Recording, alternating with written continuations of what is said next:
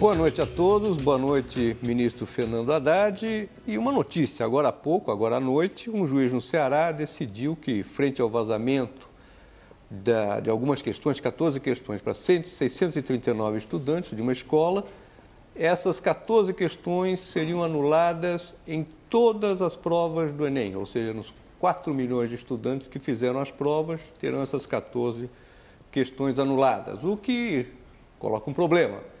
As pessoas, os estudantes que foram bem, que acertaram essas questões, irão protestar. Os que erraram a maioria das questões vão achar bom. Como é que fica a questão, ministro Haddad? O Ministério vai recorrer? O que vai ser feito daqui para frente? Qual o desenlace dessa situação? Bom, em primeiro lugar, é preciso reconhecer que o juiz, já na primeira instância, ele afastou a tese de anulação de todo Enem, o que seria um verdadeiro desastre se fosse atendido o pedido do Ministério Público. O Ministério Público alardeou que pediria o cancelamento do exame, como fez o ano passado, inclusive, em que alguns poucos estudantes foram afetados por um erro de impressão assumido pela gráfica, cuja reaplicação foi custeada pela própria gráfica e, não obstante todas as providências que foram tomadas para isolar o problema o ano passado, também ocorreu o mesmo procedimento, um pedido de anulação de todo o exame.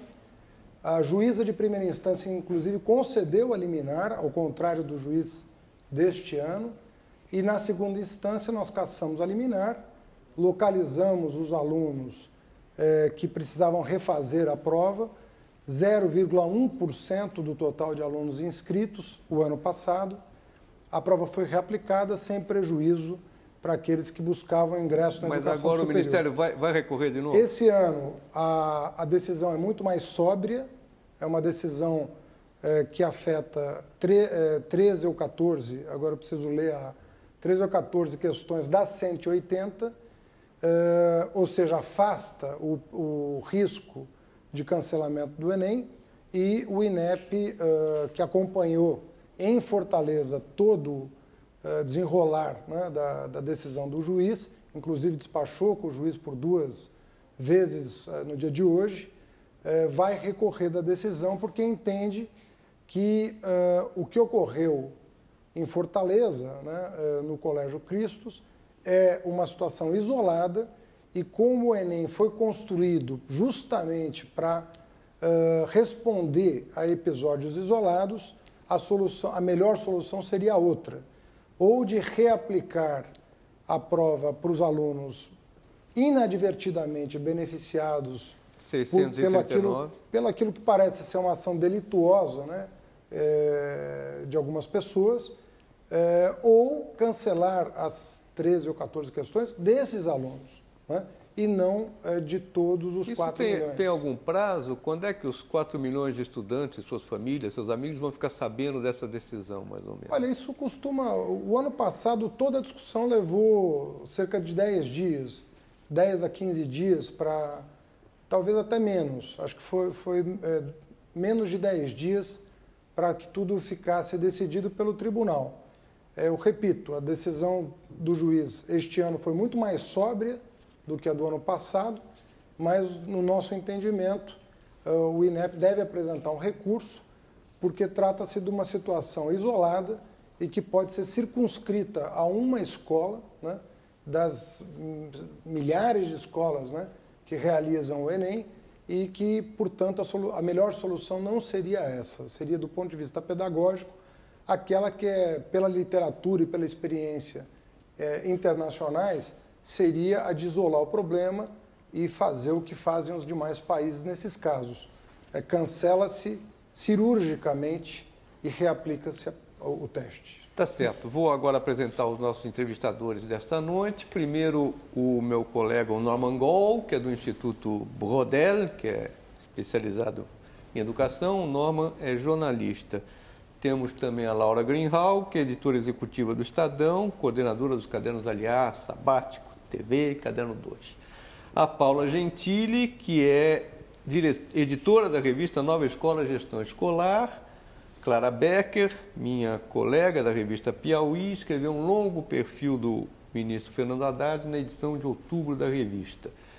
E o Antônio Góes, que é repórter especializado em educação da Folha de São Paulo. Também estão aqui conosco o Paulo Caruso, que é desenhista do programa, e a professora Leda Paulani, da Universidade de São Paulo, da Faculdade de Economia, que foi colega e professora do ministro Haddad, e que vai nos dar uma bronca no caso da gente não se comportar. Então, vou passar agora a palavra primeiro para o Antônio Góes. Vamos continuar no assunto Enem, presumo. Sim, com certeza. Ministro, acidentes acontecem, esse foi o terceiro ano que aconteceu um problema no Enem, mas desde que o Enem ganhou toda essa importância, a gente sabe que a tentativa de fraude vai sempre existir. Vale vaga em curso de medicina, em universidades concorridas, de engenharia. Então, sempre vai ter alguém querendo fraudar ou um aluno, ou mesmo um colégio que quer aparecer bem no exame e tal. Então, é um exame que precisa ser mais blindado. E a impressão que fica é que o MEC, desde o início, queimou etapas na aplicação ao introduzir essa boa ideia, considerada por muitos educadores uma boa ideia de você permitir a comparabilidade e ampliar o exame. Por que eu digo isso? Porque no primeiro exame teve um problema, um dos institutos, uma das fundações que ia participar, resolveu se retirar do processo com medo de achar que não ia dar tempo. Nesse ano agora, o pré-teste, ou seja, esse exame para funcionar do jeito que ele foi pensado, você precisa primeiro testar cada questão numa pequena amostra de estudantes para depois saber qual é o peso que cada questão vai ter. Ou seja, é um ponto fundamental da teoria de resposta ao item, que é como se baseia o Enem. E o que aconteceu foi que o pré-teste foi aplicado um ano antes e no ano seguinte apareciam essas mesmas questões do Enem. Ou seja, os alunos estavam talvez com aquilo ali na cabeça, quem fotografou a foto, a prova, sei lá. Enfim, a impressão que fica é que foi muito... que é uma ideia, uma boa ideia, segundo muitos educadores, que está sendo colocada em risco por terem sido queimadas etapas. O senhor certamente não concorda com isso. Eu queria ouvir a sua opinião. Antônio, o Enem ganhou a dimensão que ganhou, na verdade, por ocasião do lançamento do ProUni, né? Você sabe que o Enem não era utilizado como única etapa de seleção de alunos para o ingresso à educação superior. Quando nós lançamos o ProUni, que regulamentou as isenções fiscais previstas na Constituição às instituições particulares, ele fez o número de inscritos saltar de menos de 1 milhão para mais de 3 milhões de um ano para o outro. Na verdade, nem o MEC podia prever o sucesso do ProUni pela adesão em massa das instituições particulares que buscavam resguardo na legislação para continuar não pagando os tributos que já não eram pagos, né, antes da edição do programa, e mesmo o Ministério da Educação, de um ano para o outro, não podia prever esse aumento. Isso aconteceu em 2005. Né? Então, entre 2004 e 2005, acontece o lançamento do ProUni e o número triplica. Pelo gigantismo que o Enem adquiriu com o ProUni, o INEP passou a ver no gigantismo da prova uma ameaça ao próprio exame, razão pela qual o então presidente do INEP, Reinaldo Fernandes, sugeriu que a TRI, a teoria da resposta ao item, que é justamente a metodologia que permite que exige o pré-teste, para que provas diferentes possam ser comparáveis no tempo, ele sugere a adoção da TRI porque ocorriam eventos durante o Enem, tombava um caminhão, uma cidade ficava sem energia elétrica, que exigia reaplicação das provas. E ele me dizia, olha, nós estamos, ao reaplicar provas não comparáveis, nós estamos violando, né, uma cláusula constitucional que exige a isonomia. Então, o próprio presidente do INEP sugeriu que a TRI fosse adotada, o que exige o pré-teste dos itens. Isso foi feito em 2009. Em 2009, você sabe que nós contratamos o maior parque gráfico da América Latina para a impressão das provas, né? a gráfica plural, que é inclusive a gráfica que imprime a Folha de São Paulo, que é o seu jornal. Era o maior parque gráfico disponível da América Latina para impressão daquele volume de provas. E, como vocês também sabem, uma empresa de altíssima respeitabilidade e que, naquela ocasião, apresentou condições de segurança de impressão da prova que estavam acima de qualquer suspeita por parte de quem quer que seja, né? Então, para nós, foi uma surpresa enorme constatar que a prova foi furtada naquele ambiente. Que, se você for recuperar a nota da própria gráfica no dia em que vem à tona o furto da prova, você vai verificar que a gráfica afasta a possibilidade do furto ter ocorrido ali em função do aparato de segurança que existia. Centenas de câmeras de vídeo, catracas, vistoria, né? E ocorreu. Né? Ocorreu ali, naquele ambiente. Muito bem, nós fomos capazes de, num prazo recorde, 60 dias depois, reaplicar a prova para 4 milhões de estudantes. Imagina você a capacidade do INEP de se recompor, né, do ocorrido e de reorganizar uma prova do zero com outros parceiros, com outra gráfica, com outro consórcio, com outras questões, outros locais de prova, outros fiscais de prova em apenas 60 dias. Então, esse evento, que jamais foi considerado até pela imprensa, como foi possível a INEP se reorganizar tão rapidamente depois de um choque desse, em que não se contava, né, que num ambiente seguro, de uma empresa absolutamente qualificada, pudesse ocorrer esse evento. Ministro, a pergunta do Antônio Góes, eu acho que 3 anos, 3 problemas de natureza diferente. É um exame colossal, 4 milhões de pessoas fazendo teste no mesmo fim de semana, muito grande. Há uma vulnerabilidade intrínseca a isso. Sim. A credibilidade fica abalada cada vez que tem um problema. Quer dizer, não tem solução? Não. Como é que a gente tem alguma coisa? Vamos por partes. Aquele evento de 2009 não se repetiu. O que ocorreu em 2010? Né? Ocorreu uma falha de impressão em um lote, né, de provas que afetou 0,1% dos estudantes em outra gráfica, né, concorrente da primeira, que adotou um procedimento para garantir o sigilo da prova, né, mas que, ao adotar esse expediente, acabou trazendo o transtorno para 4 mil estudantes. 0,1% dos inscritos assumiu a responsabilidade por esse equívoco, reconvocou os estudantes, reaplicou as provas. Então, não dá para comparar o que aconteceu em 2009 com o que aconteceu em 2010, embora, na minha percepção, o problema tenha ocorrido muito mais no setor privado do que no setor público. Sim, mas são sobressaltos em todos esses anos, houve evidente sobressalto e ninguém está confortável com isso. Né? Ninguém está confortável com isso. O episódio de 2009 é um episódio que eu não sei como o INEP sobreviveu a ele, porque foi um hecatombe no INEP e foi muito difícil recuperar o órgão. Esse ano, aí sim, aconteceu uma tentativa de fraude. Aí eu entro na tua questão. Nos outros 2 anos, não se trata não foi uma tentativa de burlar o exame para favorecer um conjunto de estudantes, fazendo com que a média de uma determinada escola subisse, o que aparentemente foi o que aconteceu esse ano. Agora, então, esse ano, nós temos um episódio de natureza diferente, que foi na aplicação do pré-teste, né, a tentativa de burlar. Agora, eu queria fazer uma referência importante. Hoje eu mantive conversa com um colégio de São Paulo que aplica em São Paulo o Enem americano.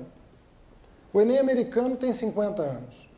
E eu perguntei para o diretor da escola, que é meu amigo, diretor da minha escola de ensino médio, credenciada pelo INEP americano, a fazer o Enem americano, perguntava a ele, como é que você aplica esse Enem dos Estados Unidos aqui numa escola de São Paulo?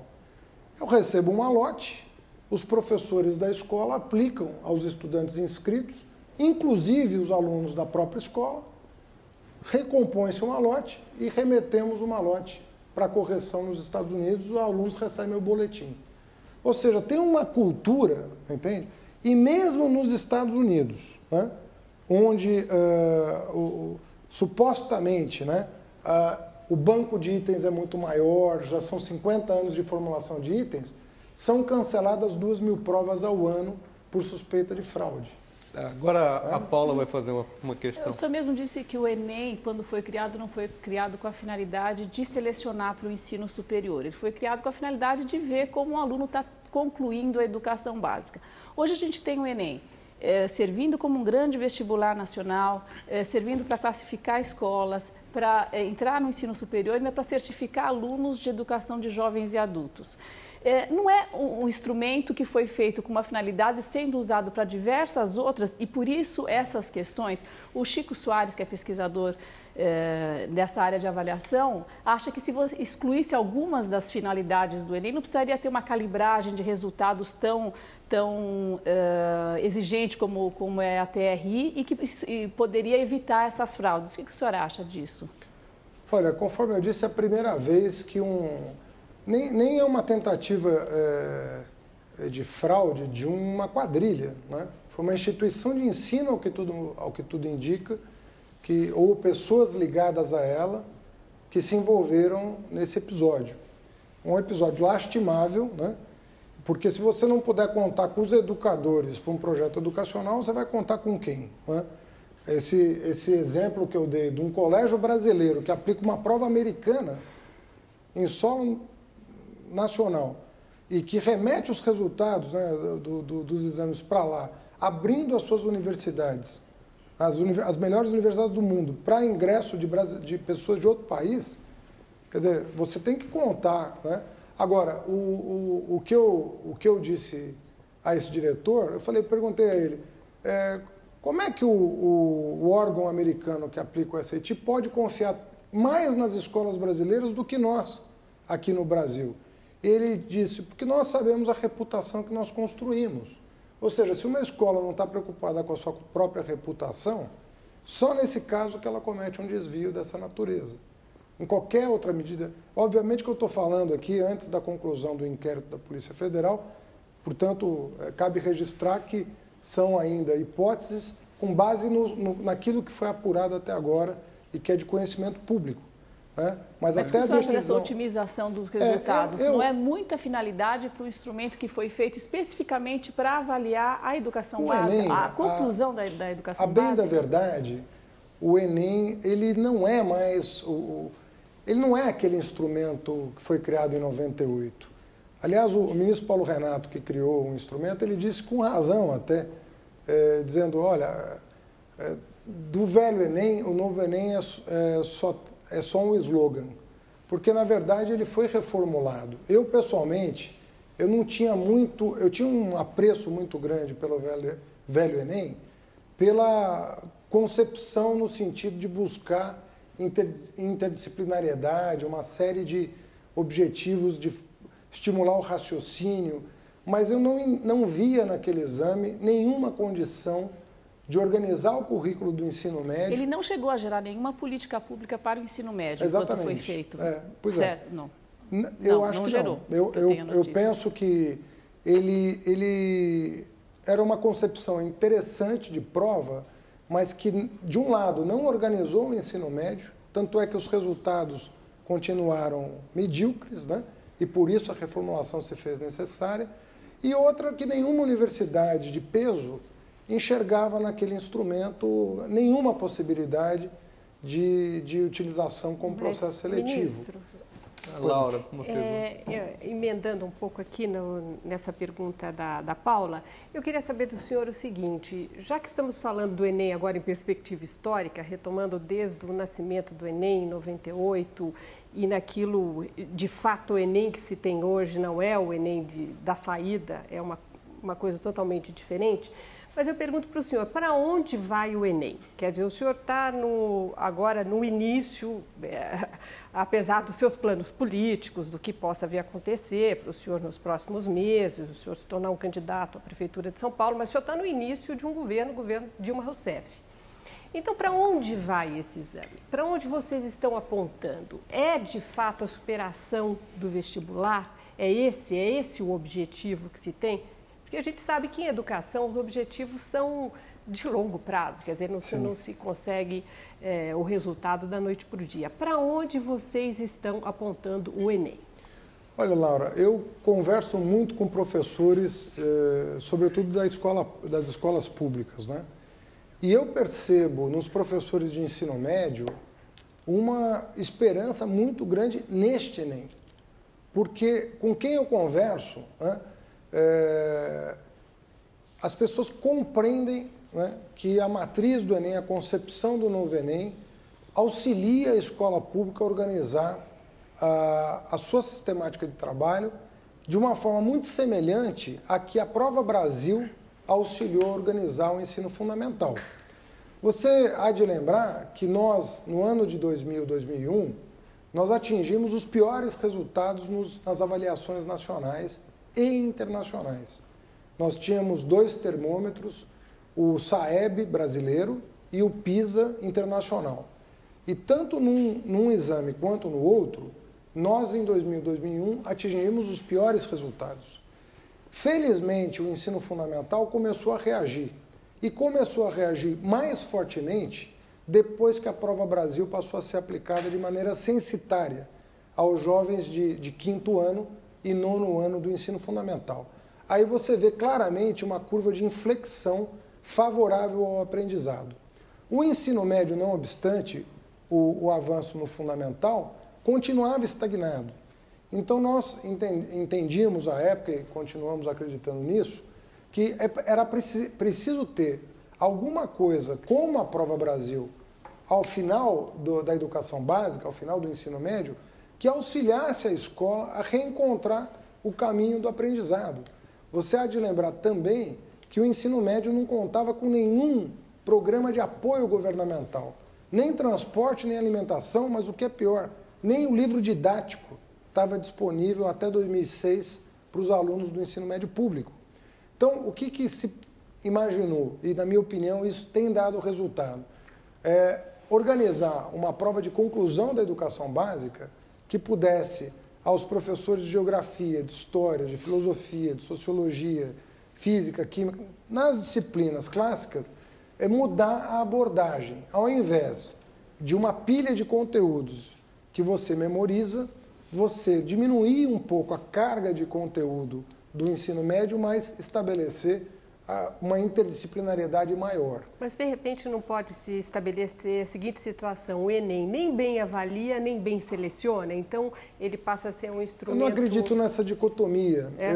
Não, eu não acredito nisso. Por exemplo, o BAC francês faz as duas coisas sem nenhuma dificuldade. Quer dizer, o BAC francês é um exame de certificação de conclusão da educação básica, ao mesmo tempo que é o passaporte para ingresso na educação superior.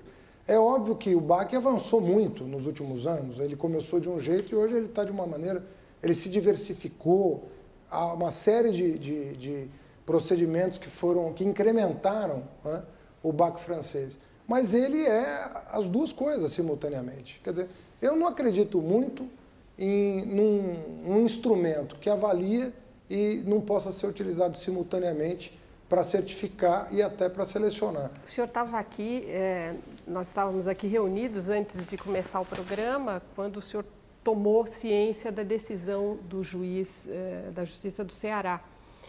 Então, esse programa é ao vivo. Eu pergunto para o senhor o seguinte: o que o senhor está prevendo amanhã a partir dessa decisão dada pela Justiça no Ceará?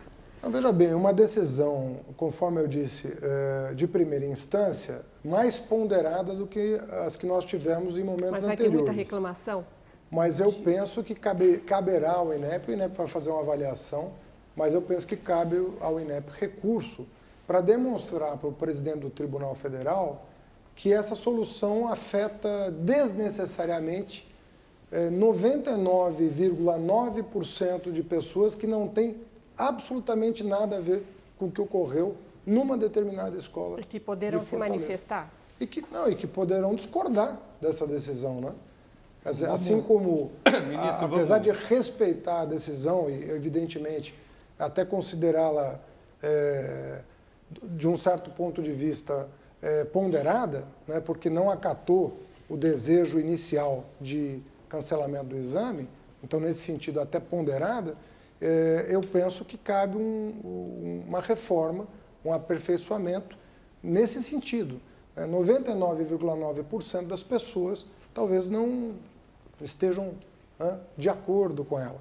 Mas, enfim, eu falo a título pessoal. Vamos ouvir a pergunta do Norman Gal agora? Obrigado. Ministro,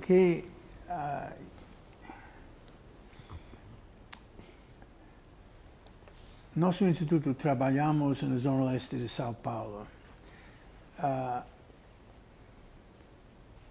Assistimos a episódios grosseiros de negligência, faltas de professores, negligências de alunos, porque primeiro acha o senhor que não tem um movimento popular para acabar com esses abusos no ensino público, como por exemplo existe em Chile, porque não tem liderança política por uma causa de melhorar o ensino público no Brasil. Nenhum político de primeira fila assume essa bandeira. Tem muitos no Congresso, o chamado Banco de Educação, são basicamente sindicalistas e donos de faculdades ou donos da escola. Porque não existe um movimento político para melhorar o ensino público, tanto das bases como da classe política.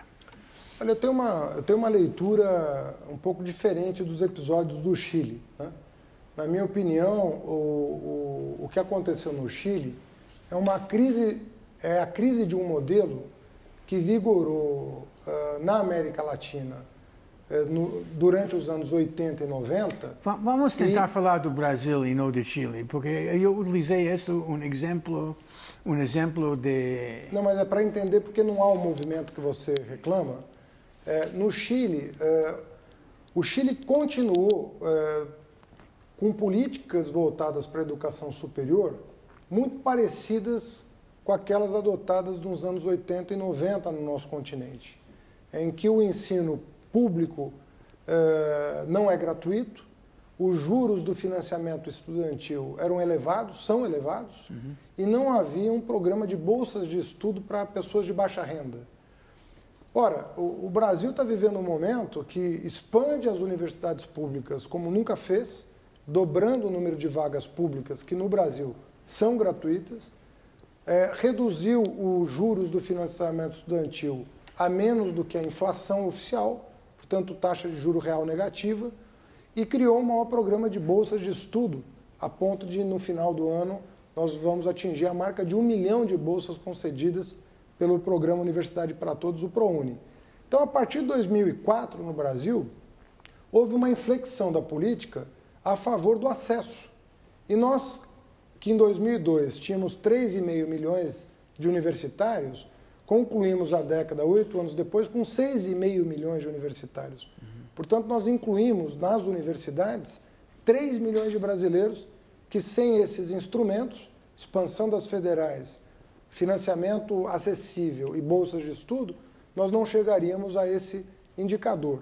Então, o momento que o Brasil está vivendo é de outra natureza, embora, do ponto de vista da educação básica, nós estejamos onde o Chile estava em 2000. O Brasil foi o terceiro país que mais evoluiu em qualidade da educação básica no mundo, né, pelos dados do PISA. De uma base muito baixa. Mas de uma base muito baixa, assim como o próprio Chile. Porque o Chile, em 2000, estava no patamar que o Brasil se encontra hoje. Então, você veja que a América Latina, no seu conjunto, não apresenta indicadores favoráveis. A Argentina, por exemplo, que estava à nossa frente, foi superada pelo Brasil na última década. Então, eu penso que o movimento, a população compreende que há um esforço genuíno do país, inclusive do ponto de vista orçamentário. O orçamento do MEC quadruplicou na minha gestão, né? Eu, quando cheguei ao MEC, o orçamento era de menos de 20 bilhões, nós vamos deixar um orçamento de quase 80 bilhões. Né? Mas, ministro, a pergunta do Norman Gol é por que persistem as cenas grotescas, o ensino público tão ruim do jeito que está? É isso, né, Norman? Porque você mesmo respondeu, né? Porque o patamar de saída, de partida, é muito baixo. Né? Quer dizer, você ainda vai conviver, né, com situações dessa natureza até que essa dívida seja saldada. Você não consegue resgatar uma dívida de 100 anos numa década. Você precisa... Agora, os indicadores, né, de acesso à educação profissional, de acesso à educação superior, de melhoria dos indicadores de aprendizagem, eles estão evoluindo. E estão evoluindo como estava previsto no lançamento do último plano, do Plano de Desenvolvimento da Educação, em 2007. Ou seja, as metas estão sendo cumpridas. Agora, saindo de um patamar muito aquém do nosso potencial e, portanto, se ainda vai conviver com cenas que não estão à altura do potencial do Brasil, porque é uma dívida que se salda. Porque a classe política, porque as classes populares aceitam de uma coisa tão descarada, com estas faltas contínuas e endêmicas de professores, de tantas salas de aula vagas, meninos andando nos corredores, criando problemas para os meninos, para as aulas que estão funcionando. Essa é uma tolerância não só de mediocridade, mas de negligência. Por que isso? Porque a educação ainda, Norma, ela não é ainda um valor social absolutamente constituído para a maioria da população. Porque não tem liderança política para corrigir isso? Porque não tem indignação tanto da população como os líderes políticos para acabar com isso? Né? Olha, a indignação em educação, né, mesmo nos países desenvolvidos, infelizmente ela dura curtos espaços de tempo. Porque, em geral, as pessoas costumam comparar a educação dos seus filhos com a educação que tiveram. Sim. E como você tem uma evolução geracional muito forte, eu vou citar um exemplo muito... Quando nós assumimos em 2002, 1/3 dos jovens de 19 anos completavam o ensino médio.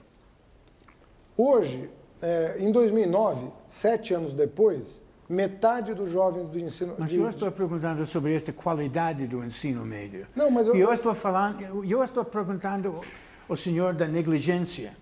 E o senhor diz que tem mais gente saindo da escola ou entrando na escola. Não, eu estou falando das duas perguntando coisas. sobre a qualidade da escola. Eu estou falando das duas coisas. Né? Eu estou falando de evidências empíricas, né, que não podem ser descartadas. Nós lutamos muito, Norma, para estabelecer um sistema de avaliação. Se nós agora, que as coisas começam a evoluir, mesmo que ainda gradualmente, se nós jogarmos fora essas evidências, nós vamos fazer um mal para o país. Então, nós lutamos tanto para estabelecer um sistema de avaliação que não é o caso, nesse momento, de desprezá-lo, né? E simplesmente negar as evidências que estão à mostra. Eu acho que seria um erro, inclusive produziria efeitos nefastos para a educação brasileira, se nós recusássemos os 20 anos de investimento que fizemos. Ministro, nós ouvimos alguns estudantes. Eu queria mostrar o que a gente ouviu aí. Vamos lá. Foi feita uma pesquisa... A prova de avaliação brasileira do final do ciclo de alfabetização revelou que 44% dos estudantes não aprenderam o esperado em leitura. 51% dos alunos da rede pública ficaram abaixo do esperado. Já na rede particular, apenas 21% dos alunos não atingiram o patamar. Em matemática, 57% não tiveram o desempenho esperado. Ou seja, a situação é muito grave, não é o conteúdo ainda não passou. Houve um aumento do número de estudantes, mas o conteúdo do estudo ainda continua muito ruim, está pior. Mário, quando é que isso vai chegar, vai ser contemplado? Mário, o que eu tenho dito é o seguinte, do ponto de vista qualitativo e quantitativo, há evidências que mostram uma evolução no Brasil. Todos os relatórios que eu leio dizem que sim, sem exceção, tanto nacionais quanto internacionais. Isso nos satisfaz? A resposta é não, porque o patamar de partida, de largada, é muito baixo, é muito aquém do potencial do Brasil. É preciso considerar, Mário Sérgio, que até os anos 60, metade das crianças sequer frequentavam a escola. E se você contar da população negra, afrodescendente, o número chega a escandalosos 20%. Ou seja, a escola é assunto muito recente no Brasil, comparativamente a qualquer país, inclusive da América Latina, que não está numa situação de grande vantagem em relação a nós, muito ao contrário. O único país aqui do continente que tem alguma vantagem sobre o Brasil é o Chile. Colômbia, Peru, Venezuela, Argentina, não, estão aquém, inclusive, dos nossos indicadores. Então, se nós pensarmos o que se fez na década, do ponto de vista de acesso e melhoria da qualidade, houve avanço. Se nós lembrarmos o ponto de partida, nós vamos verificar que o caminho percorrido é pouco ainda perto do que tem que ser feito. Então, não há dúvida de que nós não temos nenhuma razão para celebrar, a não ser levando em consideração a situação em que nós nos encontrávamos, e não o ponto que queremos chegar. Ministro, quando a gente vai em eventos que falam de qualidade de educação, a conclusão é sempre a mesma. É preciso investir na formação inicial dos professores. A gente tem duas pesquisas na Fundação Vitor Tivita que são mais ou menos chocantes. Uma delas diz que só 20%, a gente analisou o currículo das faculdades de educação e das licenciaturas do Brasil inteiro. Só 20% das disciplinas são ligadas a conteúdos que são ensinados na escola e a como ensinar. E a outra pesquisa mostra que só 2% dos alunos do ensino médio querem ser professor. O que a gente faz com a educação do professor? A gente tinha os institutos superiores de educação que perderam o fôlego, hoje a gente não tem mais essa representatividade, acabaram não tendo incentivo para continuar. E a gente tem as universidades que estão focadas em formar pesquisadores da educação. Como é que o Ministério da Educação pode investir na educação do professor? Tem um colunista que diz que o governo entra na favela, no Morro do Alemão, mas não entra na universidade. Mexer no currículo da universidade para formar professores, para atender às necessidades da escola pública, é um vespeiro? Sim e não, porque, veja bem, a primeira providência que nós tomamos foi transformar a formação do professor num direito subjetivo dele, professor. Então, hoje, aquele jovem que quer ser professor sabe que, ou deveria saber, que frequentando uma universidade pública não pagará pelos estudos, mas se frequentar uma instituição particular de qualidade, tampouco pagará pelos estudos.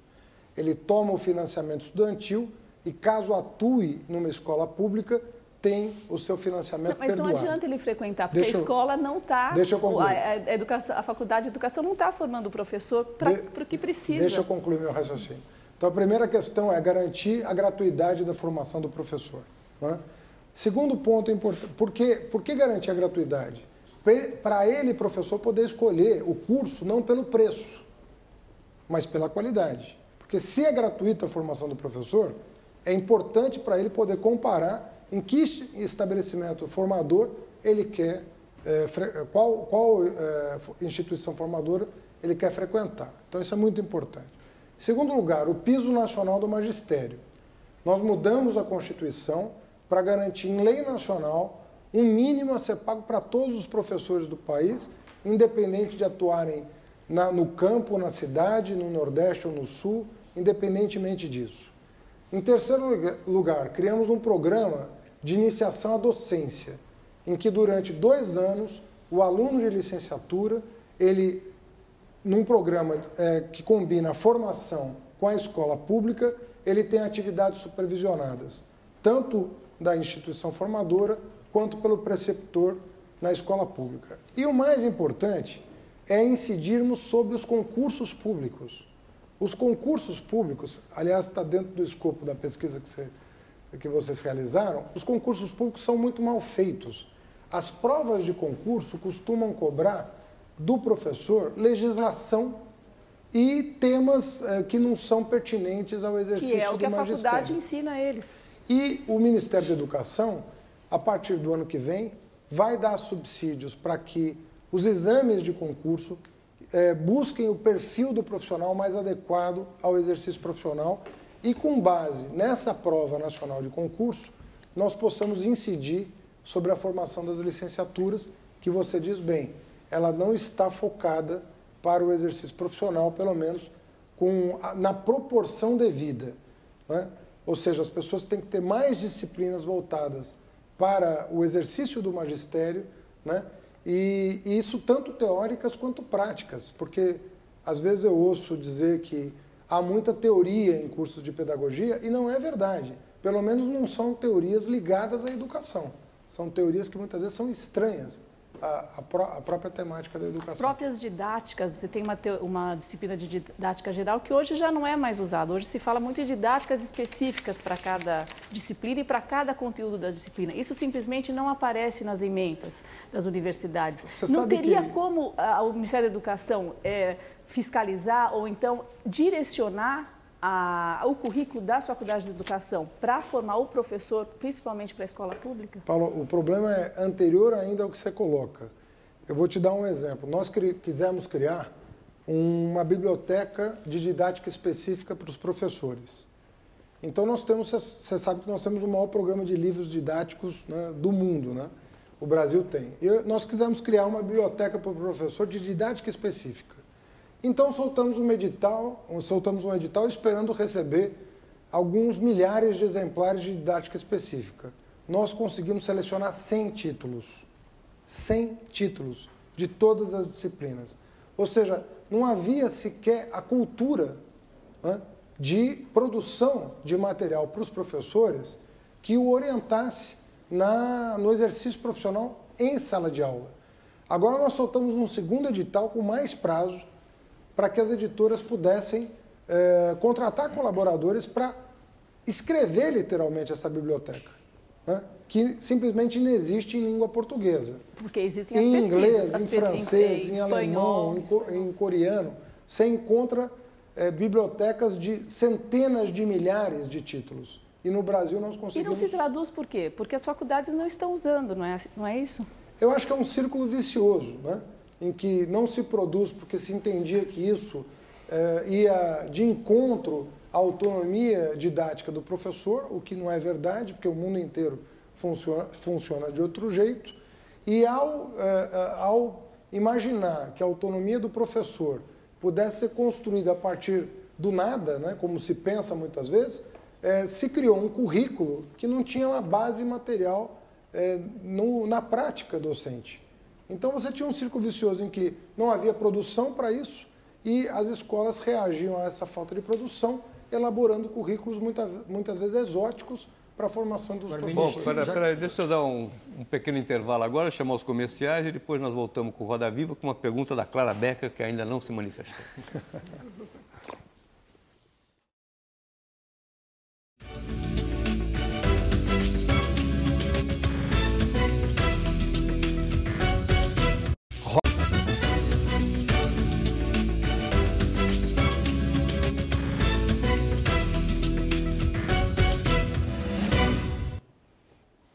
Voltamos ao Roda Viva e esta noite com o ministro Fernando Haddad e quem vai fazer a pergunta é a Clara Becker.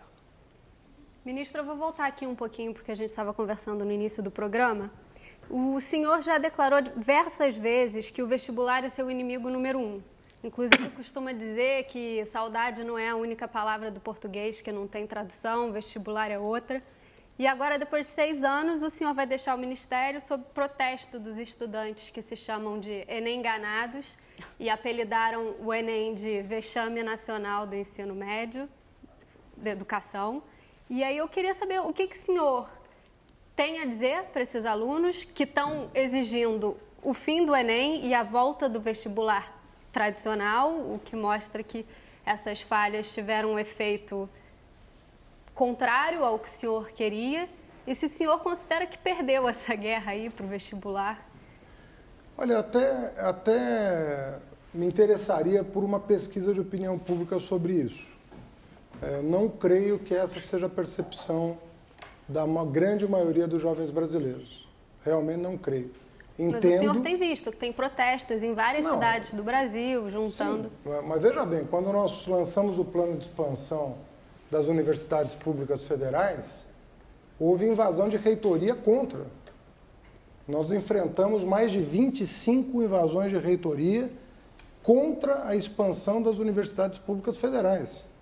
E nem por isso nós abrimos mão de criar 126 novos campos universitários no interior do país. Então, se nós fôssemos simplesmente olhar para aqueles que estavam dentro e não queriam que ninguém mais entrasse, e não para aqueles que estavam fora, a grande maioria silenciosa, e que queriam entrar, nós teríamos também abortado o plano de expansão das universidades federais. E eu tenho a honra de ter, com a minha equipe, com o presidente Lula e a presidenta Dilma, dobrado as vagas nas federais, e o protesto não foi menor do que contra o Enem, te garanto. Aliás, foi muito mais violento. Houve, inclusive, cárcere privado, reitores que ficaram em cárcere privado, impedidos de conduzir uma reunião de conselho universitário. Então, é sempre polêmico, não se faz grandes mudanças sem... Se você fosse lembrar da reforma do Sistema S, depois de 60 anos negando que aquele recurso era público, nós promovemos uma reforma do Sistema S. Ao longo dos debates sobre a reforma, centenas de milhares de assinaturas foram coletadas contra o Ministério da Educação. Né? Ministro... Nos SESCs, nos SESIs, e nós promovemos a primeira grande reforma do Sistema S, e hoje 400 mil jovens estão fazendo cursos profissionalizantes gratuitamente, graças a esse acordo. Né? E eu não sinto, sinceramente, que a juventude não compreenda o alcance do Enem. Você, num final de semana, realizar uma prova, né, que passou por problemas, na minha opinião, pontuais, e ter acesso a 150 mil vagas em universidades federais nos 2 semestres e 150 mil vagas, bolsas do ProUni, nos 2 semestres. Ministro, eu acho que a juventude olha para os 300 mil oportunidades que o Enem abre e compreende, né, e discerne sobre esses episódios, 2 dos quais criminosos, que afetaram o Ministério da Educação. Ministro, o Enem, bem ou mal, vai indo, esses problemas que o senhor chama de pontuais, e ele, de certa forma, o conteúdo do Enem, o conteúdo das perguntas, vai orientando o ensino que leva os alunos ao Enem. E aí há muitas críticas ao conteúdo do Enem. Grosso modo, se diz, não, há pouca literatura e muito desenho animado, há muito Garfield e pouco Machado de Assis.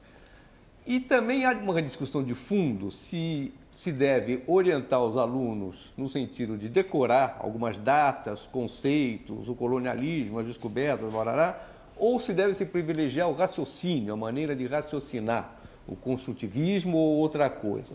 O senhor, pessoalmente, é a favor de que linha?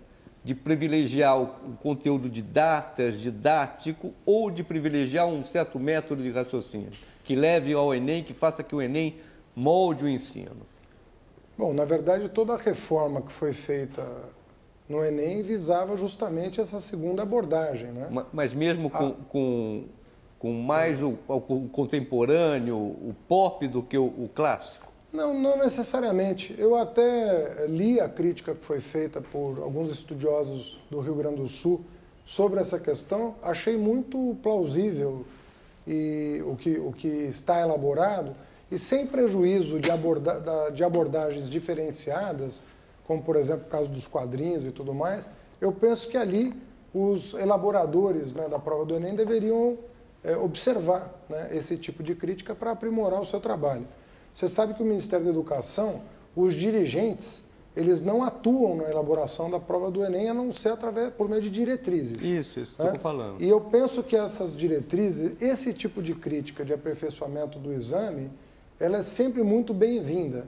Mas mesmo depois da reforma de 2009, se comparar as 3 provas, há uma evolução notável, né, de uma para outra, muito favorável na direção de deixar de lado a memorização e a chamada decoreba e colocar a interdisciplinariedade, o raciocínio e a capacidade lógica do estudante em primeiro lugar, justamente em proveito de um acesso diferenciado à educação superior. Agora, ministro, a pergunta do Mário Sérgio leva a um outro vespeiro de educação para usar. Como a Paula falou da formação de professor, a gente tem outro vespeiro aí que é currículo. Eu ouvi certa vez da educadora Guiomar Namo de Mello uma resposta que eu gosto muito, que é: currículo no Brasil parece árvore de Natal. Todo mundo quer colocar enfeite e depois ninguém pensa com a harmonia ali. A gente colocou filosofia, sociologia no nosso currículo, vários estados quer colocar outros conteúdos e há estudos mostrando que... Religião, há estudos mostrando que primeiro a gente está fazendo isso sem ampliar o horário de escola, que só agora é uma agenda que entrou com mais força,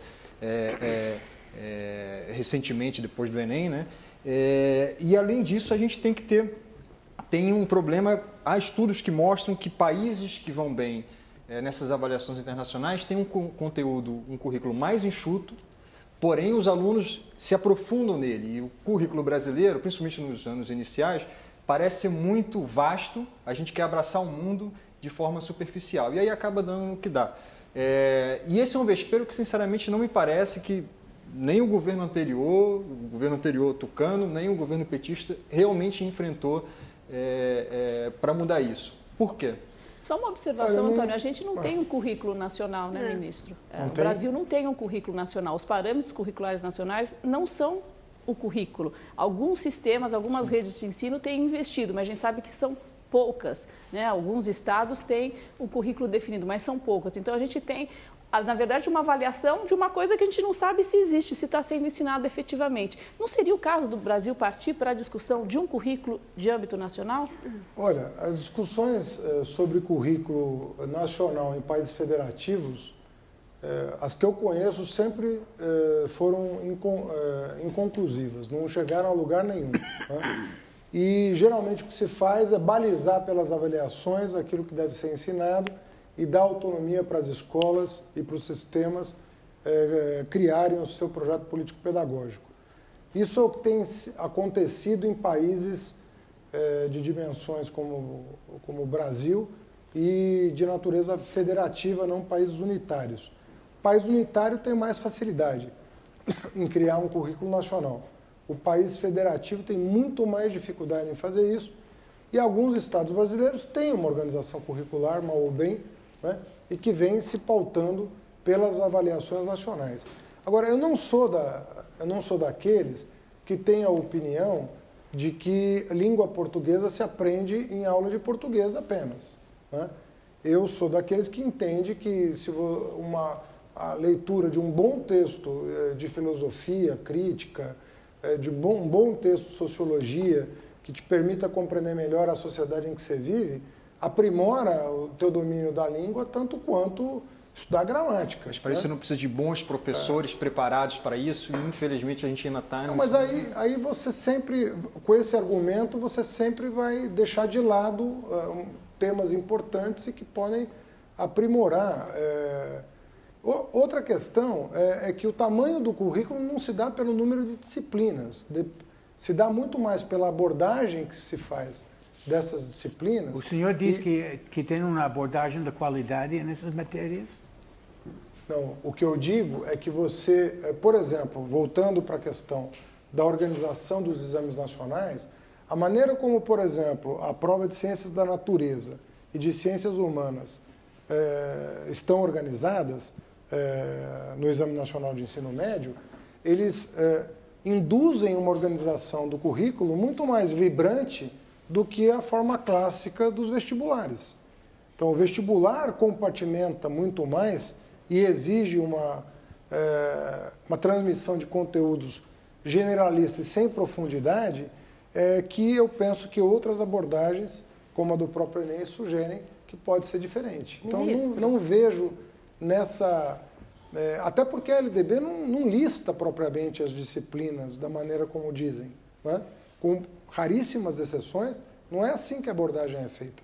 Então, você tem liberdade para organizar o seu currículo e, de novo, eu me baseio muito no depoimento pessoal de professores do ensino médio de escola pública, né? Em que essas iniciativas têm ajudado a organizar, com todos os problemas que nós conhecemos, o trabalho em sala de aula do que o modelo anterior, que eu espero que seja superado. Queria perguntar para o senhor uma coisa. No bloco anterior, o senhor, falávamos de formação do professor, né? Ou seja, hoje a carreira de professor ainda é uma carreira não muito cobiçada pela pesquisa que a Paula citou. Isso para o professor que virá a ser. Agora, vamos pensar no professor que está no sistema.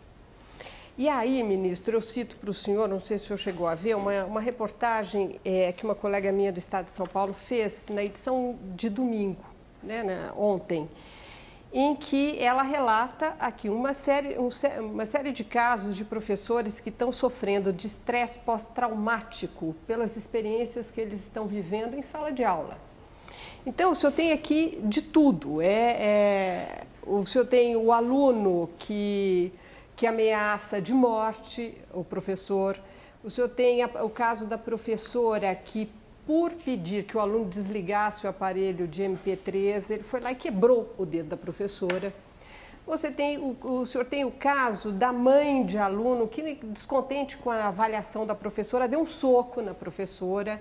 Quer dizer, e esses casos, ministro, são cada vez mais recorrentes e os meios de comunicação estão trazendo à tona, enfim, e a população sabe disso, ou seja, o professor na sala de aula, e aí estamos falando de escolas do ensino público, mas talvez não só, hein?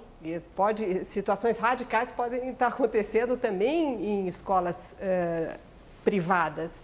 Mas, enfim, o professor hoje, ele é um ser acuado, né? Que ele pode, quer dizer, como é que o Ministério, que é um indutor de políticas nessa área, como é que está pensando isso? Porque que capacitação está sendo feita? Essa capacitação desses professores é suficiente para a complexidade social que eles estão encarando? Deixa eu dar uns dados aqui para complementar a pergunta da Laura. Uma pesquisa aqui em São Paulo, 496 escolas, em 84% das escolas públicas, 84% delas houve algum episódio com algum tipo de violência. E em 54% dos professores e diretores sofreram desacato, que eles atribuem à aprovação automática dos alunos, que eles tinham uma moeda de troca, que eles podiam repetir o aluno. Em não podendo repetir, o aluno faz o que quer com o professor. Desacato, agressão. Nós temos um vídeo aí que é impressionante de agressão à professora. Repetindo a pergunta da Laura, o que fazer? Ou então, o senhor é a favor de botar polícia na escola? O Ministério da Educação não é polícia, mas há uma discussão em São Paulo, botar polícia na USP ou não, enfim. O que se faz? Olha, de tudo que eu tenho visto acontecer de bom, né, porque eu tenho que olhar, evidentemente, as experiências que... Olha o vídeo passando da agressão à escola, da professora. Olha a professora, pum. Nossa. Isso é numa escola de São Paulo.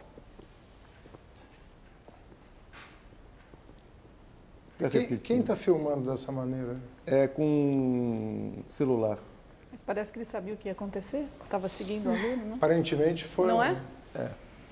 Bom, é isso aí, mas só uma imagem. Mas o que se faz com esse tipo de episódio? Isso parece ser de caso pensado, né? Porque vai alguém atrás com a câmera para registrar o fato. Mas, enfim, evidentemente que acontecem episódios desagradáveis. O que eu tenho visto de bom... Esse aí foi um inspetor que gravou, não foi um aluno. Foi um inspetor que gravou o rapaz indo lá e dando pontapé na professora. O que, na minha opinião, de bom tem acontecido, que tem coibido práticas dessa natureza, é a extensão da jornada escolar para um segundo turno diferente do primeiro, né? O primeiro turno é sempre sobrecarregado com aquilo que precisa ser ministrado, né, obrigatoriamente para fazer face ao currículo, e um segundo turno que abre as perspectivas da criança e do jovem para o horizonte da cultura, do esporte, do lazer, da educação artística, da música. Nós temos um programa hoje que está sendo avaliado até por entidades, por ONGs, né, educacionais, que estão fazendo um acompanhamento dessa experiência. Nós levamos um programa chamado Mais Educação para já 15 mil escolas públicas do país. Consiste num recurso passado para o caixa escolar, cerca de um pouco mais de R$200 por aluno por ano, e esse recurso no caixa escolar ele é direcionado para atividades no segundo turno que complementam de maneira mais abrangente o currículo do primeiro turno. Combinando isso com a abertura da escola para a comunidade, ou seja, se a escola se abre o seu laboratório de informática e transforma no final de semana numa lan house, para que os pais venham para a escola, você cria uma situação em que a escola perde o caráter municipal, estadual ou federal e ganha mais o caráter público. Essa guinada da escola municipal e estadual se transformar numa escola efetivamente pública depende desse componente comunitário que precisa existir. Mas você acha que está melhorando ou piorando a situação? Olha, eu não tenho dados objetivos para te responder. Evidentemente que esses casos vêm à tona com muito mais facilidade, até pelas novas tecnologias disponíveis, tudo chega muito mais rápido a você, né? E eu acho que é difícil mensurar, mas a minha percepção é de que nas cidades em que você tem um real interesse do poder público em alargar as oportunidades educacionais e transcender a escola tradicional com atividades de segundo turno e de final de semana que tornem a escola mais comunitária e menos estatal, esses experimentos têm rendido frutos muito significativos. Que o ensino integral tem que ir só para... Só interrompendo, desculpe, nós vamos ter que chamar um intervalo, mas daqui a pouco nós voltamos.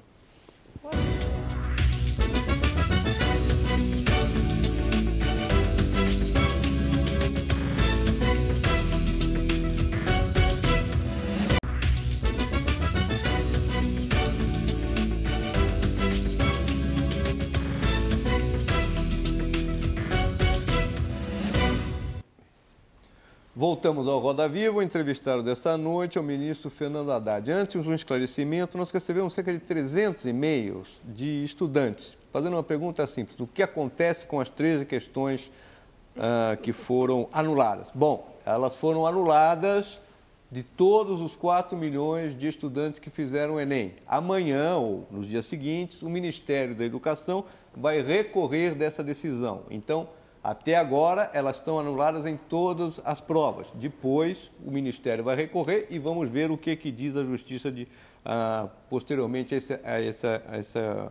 ao que o Ministério fizer. A Paula quer terminar uma questão. O senhor falou do aumento da permanência do aluno na escola como uma maneira de combater a violência ou pelo menos amenizar os casos de violência.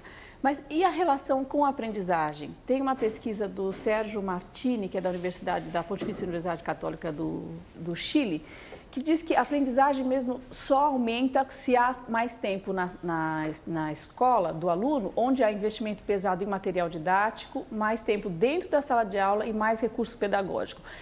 A educação integral não foi pensada para melhorar a aprendizagem do aluno, só para combater esses casos de violência? Olha, de novo, é uma segmentação que não me convence muito, né? Eu não penso na educação física, por exemplo, numa dimensão estreita, né? Eu penso na educação corporal como uma coisa que, por exemplo, pode se relacionar com outras disciplinas, né? Daquele conteúdo tradicional. O mesmo vale para a questão da cultura. Se um bom projeto de educação artística, que inclua música, por exemplo, pode favorecer até na matemática. Se você souber... Mas isso estaria na parte curricular, não a parte amena que o senhor se referiu do contraturno. A questão não é de amenidades, né? ou não. Eu penso que a questão é da ampliação do horizonte de socialização e de formação da personalidade, né, do educando. E eu penso que aquele currículo mais estreito e tradicional, pensa num jovem de classe média que, em geral, estuda numa escola de tempo parcial. Às vezes, bom, se ele estuda numa escola de tempo parcial, por que expandir a jornada é tão importante? Esse jovem de escola particular de tempo parcial, em geral, tem à sua disposição, em função dos recursos da família, uma série de atividades, né, que envolve judô, balé, piano, violão, uma série de coisas que se faz que ampliam o seu horizonte de tal maneira que essas coisas se combinam virtuosamente. Esse projeto Mais Educação, né, que está em 15 mil escolas públicas urbanas do país, e a recomendação da presidenta Dilma é de antecipar as metas desse programa pelo sucesso que ele está tendo junto às redes, é justamente esse, de fazer com que os coordenadores pedagógicos, os diretores, aqueles que estão pensando o projeto político-pedagógico da escola, com recursos que nem são tão grandiosos, aumenta em 25% aproximadamente, 20% a 25% o investimento por aluno, consigam elaborar atividades, né, que podem sim ter relação mais direta com a aprendizagem, sobretudo quando o estudante tem algum déficit de aprendizagem, mas que não necessariamente precisa ter essa relação direta. Pode, né, permitir um tangenciamento mais inovador, né, no que diz respeito a práticas pedagógicas que rebatem no aprendizado de alguma maneira, mas não só. Né, essa dimensão que às vezes é pouco... Nós não estamos só formando pessoas para que se saiam bem em testes padronizados, né? Nós temos que lembrar que a gente adotou o sistema de testes padronizados até para recolocar a questão da aprendizagem no centro das atenções, porque ela estava muito afastada, mas nós temos que formar pessoas também que sejam capazes de exercer plenamente os seus direitos e os seus deveres como cidadão, né, como participantes de uma comunidade complexa, enaltecer a tolerância, né, a cultura da paz. Vamos ouvir uma pergunta do Norman Gal agora. Tenho duas perguntas. Primeiro, por que o poder público, dizendo o Ministério da Educação não pode estabelecer regras e um currículo para, inclusive, acho que o senhor falou faz 1 ano ou 2 anos, de um exame nacional de professores para orientar o currículo. Por que não pode mandar nas faculdades de pedagogia? Existe um tipo de conluio entre as faculdades de pedagogia e o poder público? Segunda pergunta, o senhor está a favor de mudança das legislações de permitir escolas tipo charter, como existem nos Estados Unidos e Inglaterra? Olha, na verdade, o que tem havido da parte do poder público em relação às faculdades de pedagogia é um tensionamento, né, mas com respeito. Né? Nós não vamos conseguir impor um modelo, né, de formação de professores. Por que não podem conseguir impor? Por critérios profissionais, as faculdades de pedagogia são tão disfuncionais, tão inúteis, formam professores muito ruins, sem preparação, sem saber até de dar aula, sem saber de dar uma simples aula de matemática. Por que não pode exigir isso o Ministério Público? Eu vinha dizendo, Norman, que um dos maiores problemas do Brasil é que nós não tínhamos sequer uma biblioteca voltada para o professor, nem teórica. Nós, recentemente, lançamos uma coleção chamada Educadores, 60 volumes, nos moldes do que a Editora Abril fez décadas passadas com economistas e pensadores, para oferecer aos professores gratuitamente, porque todas estão nas bibliotecas públicas. Mas o senhor não está respondendo a pergunta. Estou falando do poder público sobre as faculdades de pedagogia. Por que não conseguem vocês ter um regime de formação de professores mais funcional? Porque você tem uma liberdade. Isso se tentou fazer no passado sem sucesso. O que nós estamos tentando fazer de forma pactuada é uma prova nacional de concurso para ingresso na carreira docente.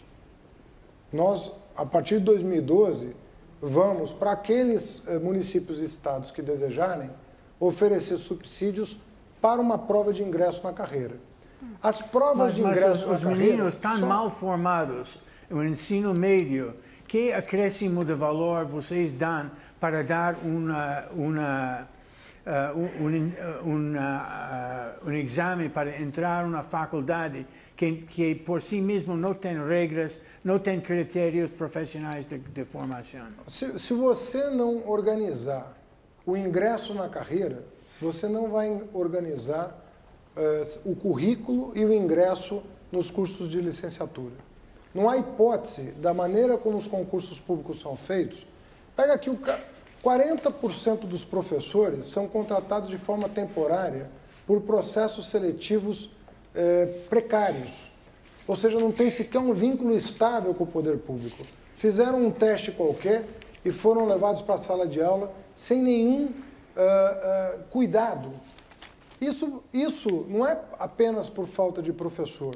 Nós estamos formando quase 280 mil pessoas em cursos de licenciatura. É o dobro do que o Brasil precisa, se nós formos levar em conta os professores que se aposentam ou deixam o magistério. Por que esses professores não estão indo para a sala de aula? Sobretudo, os bons professores, às vezes, preferem optar por outra profissão, fazer um concurso para outra atividade, do que a carreira do magistério. O senhor não está respondendo a minha pergunta. Não, eu respondo a você, não há como promover autoritariamente aquilo que você sugere. Não há como baixar um decreto presidencial ou uma lei dizendo vocês vão ensinar essas disciplinas nos cursos de pedagogia até hoje. O que você faz é um exame de avaliação chamado ENAD, né, que é elaborado para organizar minimamente a formação do professor. Você elabora uma prova nacional de concurso de ingresso na carreira docente, você oferece bolsas de iniciação à docência, de maneira que a instituição formadora se comunique com a escola pública para perceber as suas necessidades, mas você não tem como, por decreto, estabelecer a bibliografia que vai ser ministrada nos diversos cursos, nas diversas disciplinas de um curso de pedagogia. Isso não se faz dessa maneira, né? Então, agora, do ponto de vista de avaliação, eu penso que o que tem de pior no Brasil, nesse sentido, de não sinalizar corretamente o perfil profissional que se quer, são os concursos públicos. Eles é que estão desfocados para selecionar os professores vocacionados. Ministro, com licença, ministro, vamos ouvir. Eu vou passar uma pergunta da Viviane Sena e o senhor responde depois do break, por favor, que eu preciso fazer um break agora. Tá bem. Vamos lá. Ministro, o maior desafio da educação brasileira é garantir qualidade de educação para as nossas crianças. E na sua gestão, o senhor fez várias contribuições nesse sentido, focando na questão da aprendizagem, por exemplo, estabelecendo metas de performance para a escola e para o país, com prazos definidos, e assim também como o senhor criou sistemas de avaliação como o IDEB, a Prova Brasil, que vão dizer se a gente está chegando ou não está chegando nessas metas. Eu queria saber do senhor o que deveria acontecer quando as pessoas não chegam nas metas, elas não cumprem aquilo que deveria estar sendo cumprido e proposto, se deveria existir uma lei de responsabilidade educacional que responsabilizasse e implicasse em consequências para aqueles gestores que se comprometem com algo e não cumprem.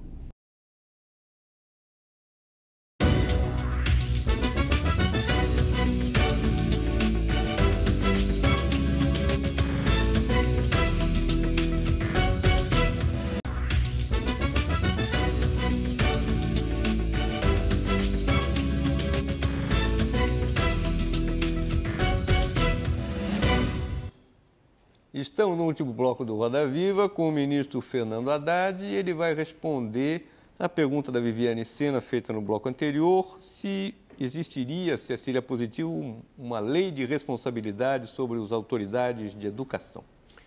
Olha, a Viviane tem razão. O Brasil é o único país do mundo que estabeleceu na legislação metas de qualidade. Nenhum país teve a ousadia de estabelecer metas de qualidade em educação com prazos definidos. E nós remetemos, o ano passado ainda, durante o governo Lula, final do governo Lula, uma lei de responsabilidade educacional para o Congresso Nacional, que agora começa a tramitar. Foi constituída já a comissão que vai tratar da matéria e havia já algumas leis em tramitação de iniciativa parlamentar e o Executivo mandou a sua proposta em dezembro do ano passado. Clara, uma pergunta? Agora indo um pouco para a política, ministro, a gente está se aproximando do dia 27 de novembro, não parece que vai haver um acordo, acho que as prévias vão acontecer dentro do PT. O senhor já tem o apoio de 7 dos 11 vereadores, que já é a maioria, mas eu acho que quem vai às caravanas vê ainda que a Marta é muito forte e a mais ovacionada, não sei até que ponto esses vereadores de fato. Mas a minha questão é o seguinte, hoje eu ouvi no rádio duas versões muito diferentes quanto à doença do Lula. A primeira dizia que o senhor iria sentir muito a ausência dele, que estava contando com a presença dele em eventos em apoio à sua candidatura.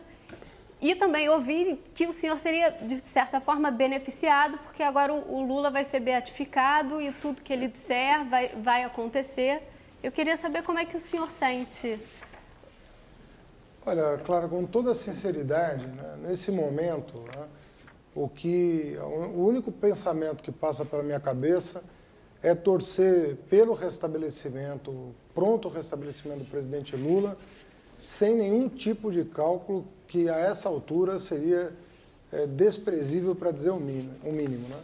Uma figura com quem eu convivi durante anos, eu considero o presidente Lula um amigo, uma pessoa, enfim, da qual eu tenho saudade pelo fato de não ser mais presidente, não trabalho mais com ele, né, em função da mudança de governo. E trata-se, portanto, de uma pessoa que eu só consigo pensar na condição de amigo próximo, amigo íntimo, que eu quero muito bem e que eu desejo que se recupere prontamente. E as suas expectativas em relação às prévias? Em relação às prévias, eu acho o seguinte, o partido se comportou muito bem, né? Eu acho que aquele prognóstico inicial de que nós íamos nos desentender, que o partido ia sair desunido, acho que não se confirmaram esses prognósticos, ao contrário, o nível de cordialidade, de fraternidade entre nós só aumentou. Aprendemos muito uns com os outros e mais ainda com a militância do PT. E eu penso que a militância vai, dia 27, tranquilamente escolher o seu representante nas eleições do ano que vem e nós vamos sair todos juntos em apoio ao escolhido. Ministro, ou escolhida. A Laura quer fazer uma pergunta. Ainda aproveitando o que o senhor está falando, nas prévias o senhor vai estar confrontado com a atual senadora Marta Suplicy, que na área de educação aqui em São Paulo fez algumas coisas ousadas e que marcaram, como por exemplo a criação dos CELS, né, com todo um modelo de educação integral que teve impacto nas áreas periféricas onde essas unidades foram construídas. Por outro lado, se o senhor, eventualmente, vamos pensar, o senhor virá a ser o candidato do PT para a prefeitura, o senhor também poderá estar disputando essas eleições com outro candidato, que venha a ser o deputado Gabriel Chalita, que também tem toda uma história, livros publicados e na área de educação, né? Que fez a figura pública dele muito em função da figura do professor. Né? Então, o senhor vê que parece que a educação vai estar posta como uma moeda política no ano que vem.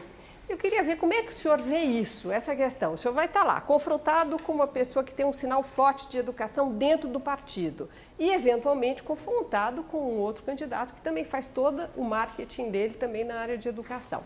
Ou seja, o senhor está preparado para isso?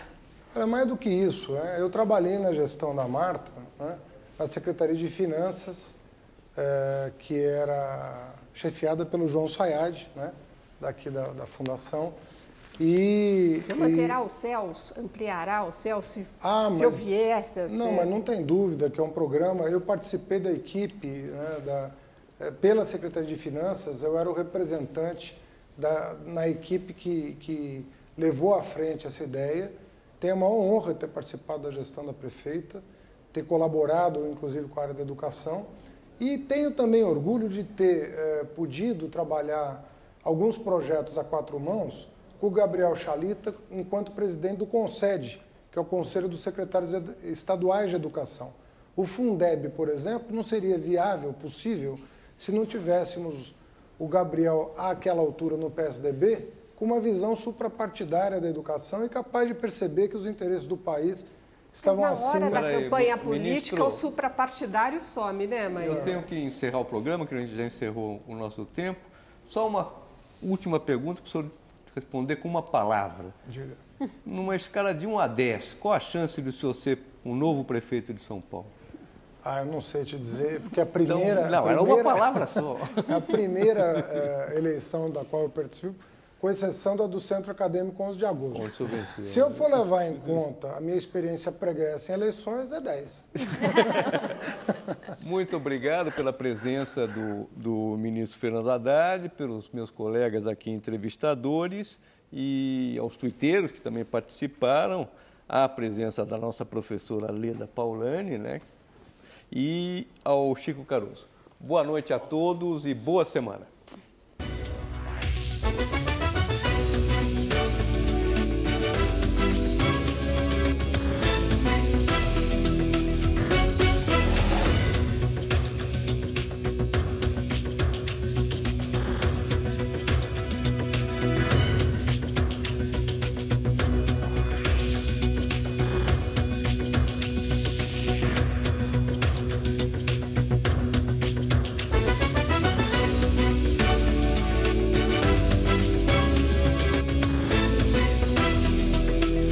Roda Viva, apoio Bradesco, presença lado a lado com o esporte brasileiro.